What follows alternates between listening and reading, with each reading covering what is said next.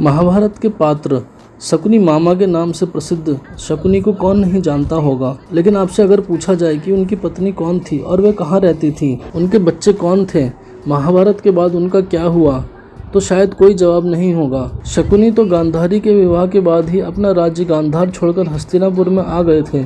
ऐसा उन्होंने क्यों किया, यह भी एक सवाल है। शकुनी मूल रूप से गांधार का राजकुमार था, बाद में वहां का राजा बना, लेकिन अपनी बहन गांधारी का समर्थन करने के लिए उसने हस्तिनापुर में रहना चुना। उसने अपने भांजे दुर्योधन के साथ बहुत घनिष्ठ संबंध बनाए। हालांकि उसका गांधार छोड़कर हस्तिनापुर में रहना एक समस्या ही थी।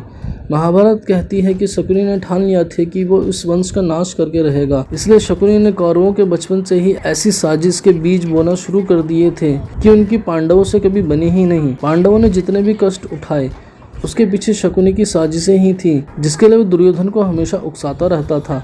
महाभारत का युद्ध भी इसी साजिश की पराकाष्ठा थी। आइए जानते हैं कि शकुनी की पत्नी कौन थी और उनके कितने बच्चे थे। महाभारत में शकुनी की पत्नी का नाम आर्षी था। उनके 3 बेटे थे, उलूक, वृकासुर और विप्रचित्ति। उलूक की महाभारत के युद्ध में मृत्यु हो गई थी।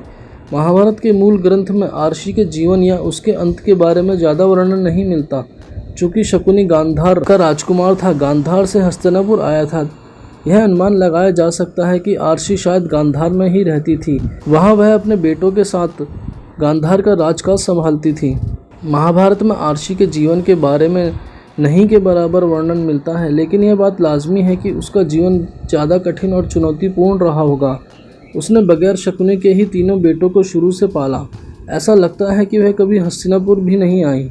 उसके रिश्ते कौरवों से वैसे बिल्कुल भी नहीं थे जिस तरह उसके पति के थे। जब शकुनी हस्तिनापुर में रहते थे तब उनके गांधार राज्य का प्रबंधन उसके परिवार द्वारा किया जाता था। अपने पिता राजा सुबाला की मृत्यु के बाद शकुनी गांधार के राजा बन गया, लेकिन इसके बाद भी वो लंबे लंबे अंतराल के बाद गांधार जाता था। कुछ स्रोतों में कहा जाता है कि शकुनी का एक बेटा माँ आर्षी के साथ मिलकर गांधार पर शासन करते थे। महाभारत के कई संस्करणों से पता चलता है कि शकुनी ने अपने परिवार पर हुए कष्टों के कारण कुरुवंश के प्रति गहरी नाराजगी जताई, जिससे वह वहीं रहने और उनके पतन की योजना बनाने में जुटा रहता था। कुछ स्तोत्रों में यह भी कहा गया है कि शकुनी को उनके मरते हुए पिता ने गांधारी और उसके बेटों की देखभाल करने का काम सौंपा था, जो हस्तिनापुर में उनकी उपस्थिति को भी उचित ठहराता है। शकुनी के छल कपट के कारण कुरुवंश का नाश हो गया, जिस कारण गांधारी ने शकुनी को श्राप दिया था कि जिस तरह उसने हस्तिनापुर में द्वेष और क्लेश फैलाया है, उसका फल उसको मिलेगा।